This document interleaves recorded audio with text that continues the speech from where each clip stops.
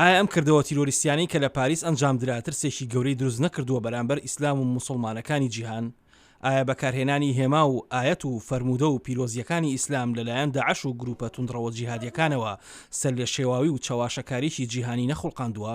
شارەزایان پێیان وایە گەڕانەوەی جیهادیەکان و زیندووکردنەوەی شانەنووسەکانی جیهادی و توندڕەوە ئیسلامیەکان لە ئەوروپا زەنگێکی مەترسیدارە. هەر بۆیە لە زۆربەی ناوچەکانی جیهان و تاربێژ و مامۆستا ئاینیەکان دەیانەوێت ئاینی ئیسلام بپارێزن لە تیرۆر بە بێبەریکردنی داعش لە ئیسلام و موسڵمانان.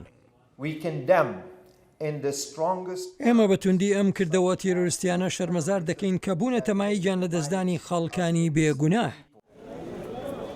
بە پێی زانیاری و ئەمارەکان کۆمەڵگەی ئیسلام لە فەڕەنسادا زیاد لە 6 ملیۆنن بە ئەندازەیەک تێکەڵاوبوونیان بە کۆمەڵگەی فەڕەنسی و ئەوانی دیکە لە ئاستێکی کلتوری و ئابووری و کۆمەڵایەتیدا جێی بایەخە. پاراستنی ئەم هەماهەنگی و پەیوەندیە ڕوبەڕووبوونەوەیشی بەهێزە دژی تیرۆر سەبارەت بەو دۆخە دکتۆر عادل باخەوان کۆمەڵناس و شارەزا لە ئیسلامی سیاسی دەڵێت لە فەڕەنسایە هەروەکو چۆن بۆرژوازیەتێکی فەڕەنسیمان هەیە ئاواش بۆرژوازیەتێکی موسڵمانی فەڕەنسیمان هەیە کە لە سەرەوەی کۆمەلگای فەڕەنسیە ئەژی و ئەوانەشی تەنانەت لە خوارەوەی کۆمەلگا ئەژین یا لە چینی ناوەندا ئەژین بە شێوەیەکی گشتی تێکەڵ بە کۆمەلگای فەڕەنسی بوون نەک هەر تێکەڵ بە کۆمەلگای فەڕەنسی بوون بەڵکو خۆشیان فەڕەنسی شانازی بەواکەن کە هەڵگری شوناسی فەڕەنسی.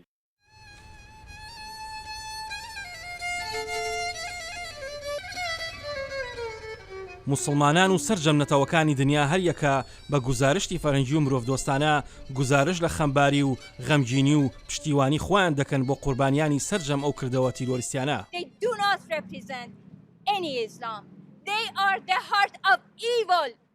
ئەوان نوێنەراتی هیچ ئیسلامێک ناکەن، ئەوان کرۆکی خراپکارین، موسڵمان نین، ئەوان دژمنی ئیسلامن، ئێمە موسڵمانین، دەمانەوێت بڵێن کە لەگەڵ فەڕەنسیەکانین، ئێمە هەمومان ئەو خەوارە دموکراسیە پێک دەهێنین.